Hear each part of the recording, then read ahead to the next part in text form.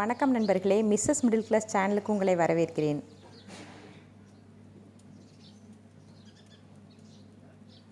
Rousey madam எங்கே போகிறீங்க? Rousey?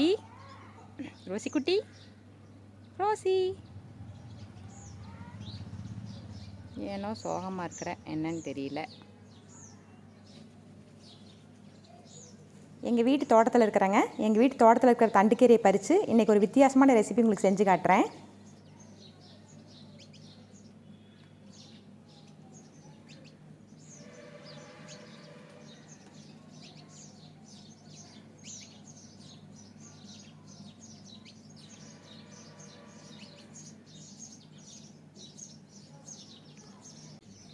இந்த தண்டுக்கீரை வளர்த்துறது ரொம்ப ஈஸிங்க.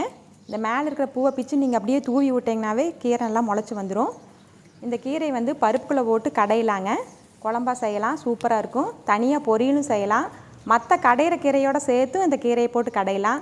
இல்லைன்னா போண்டா, பக்கோடா அந்த மாதிரி இருக்கிறதுக்கு இதை பயன்படுத்தலாங்க. இப்போ நல்லா பக்கோடா செய்கிறதுக்காக கொழுந்து கீரையை பார்த்து நான் கிள்ளி எடுத்துக்கிறேன். இதுக்கு நாங்கள் எந்த விதமான மருந்து அடிக்கிறது இல்லைங்க, இயற்கையாக வருது. அதனால் சாப்பிட்றதுக்கு நல்லா டேஸ்ட்டாக இருக்குங்க இந்த கீரை. கொழுந்து கீரையை பார்த்து நம்ம கிள்ளி எடுத்துக்கலாங்க. அப்படி கிள்ளி எடுக்க அதே இடத்துல மறுபடியும் புது இலைக புதுசாக முளைச்சி வந்துருங்க.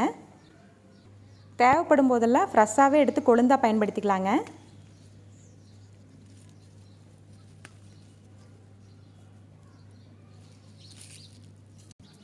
நான் கீரை உரிச்சிட்ருக்கிறேன். நீ என்ன பண்ணிகிட்ருக்குற? ஏய்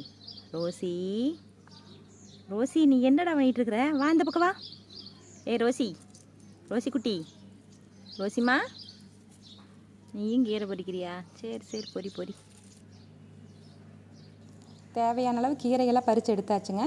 இப்போ கீரை நம்ம பயன்படுத்துறதுக்கு முன்னாடி நல்லா ஒரு முறை சுத்தம் பண்ணிக்கலாங்க. பூச்சியெல்லாம் இருக்குதான்னு செக் பண்ணிக்கலாம்.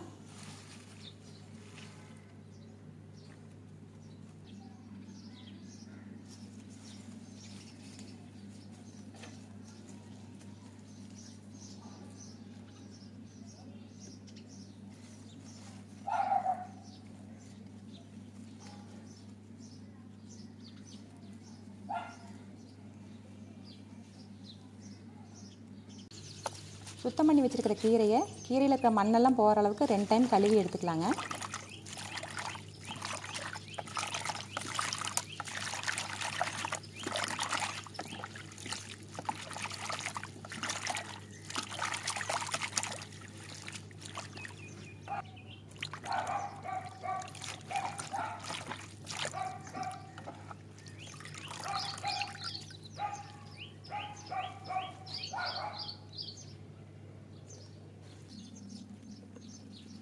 கீரையை நல்லா பொடியாக கட் பண்ணிக்கலாங்க.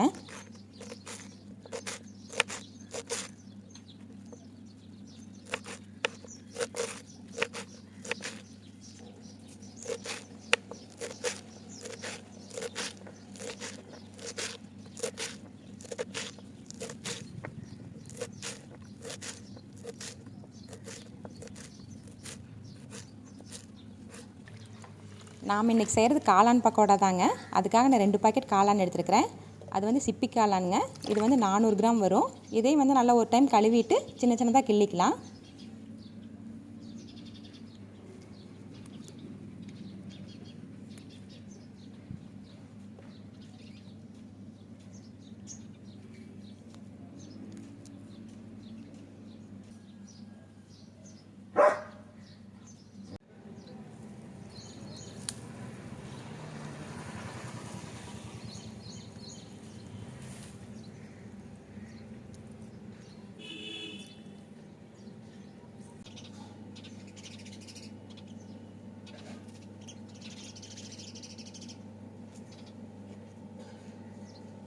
இங்கே வா, இந்த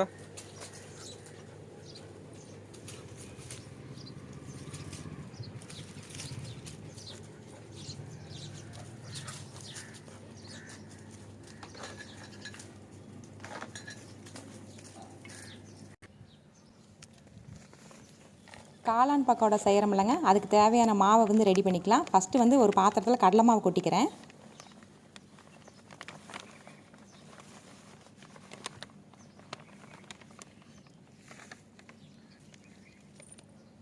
பக்கோடா நல்லா மொறு மொறுன்னு வரோன்னா அதோட ஒரு 4 ஸ்பூன் அரிசி மாவு சேர்த்துக்கலாங்க.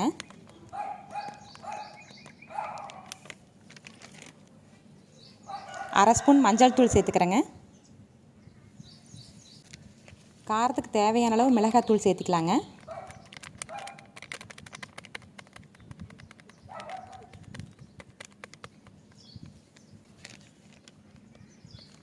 மணத்துக்காக கொஞ்சம் சீரகத்தூள் சேர்த்திக்கிறேங்க.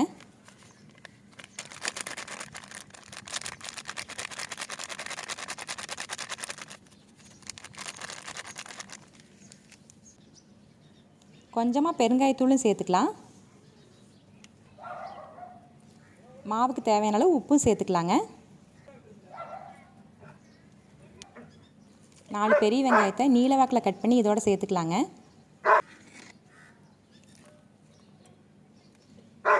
கிள்ளி வச்சுருக்கிற காளானையும் கட் பண்ணி வச்சுருக்கிற கீரையும் இதோட சேர்த்துக்கலாங்க.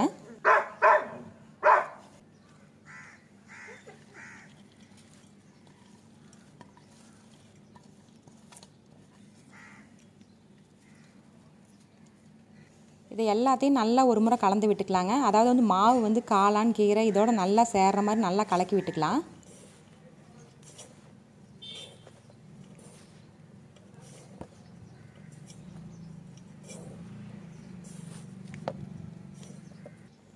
நல்லா கலந்ததுக்கு அப்புறமா கொஞ்சம் கொஞ்சமாக தண்ணி தெளித்து நல்லா பிசைஞ்சுக்கலாங்க.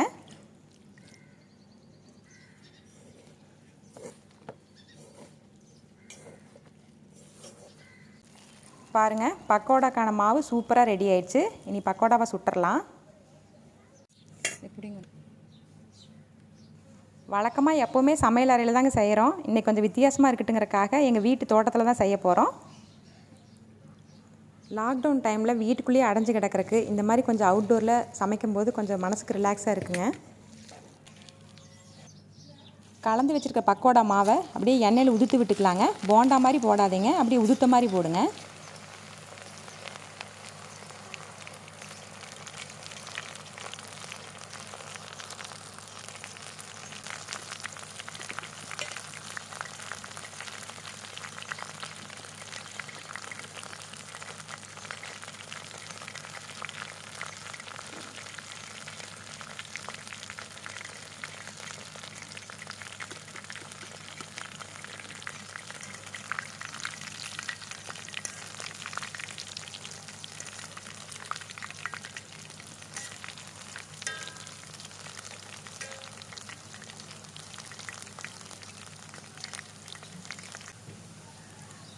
நல்லா செவந்து மொறு மொறுன்னு ஆயிடுச்சுங்க. இப்போ இதை எடுத்துடலாம்.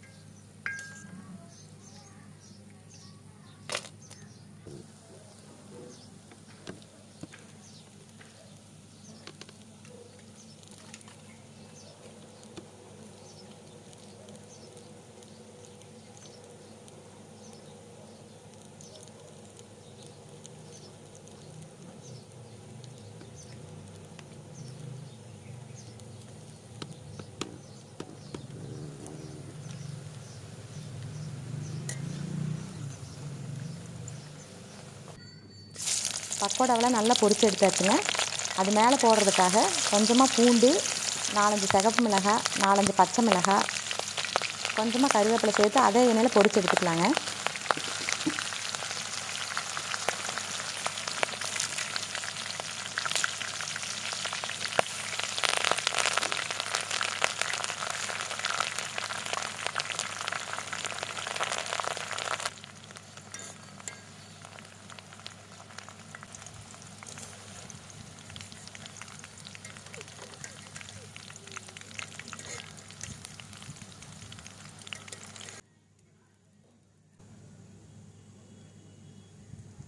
சூப்பரான காளான் பக்கோடா ரெடி ஆயிடுச்சுங்க.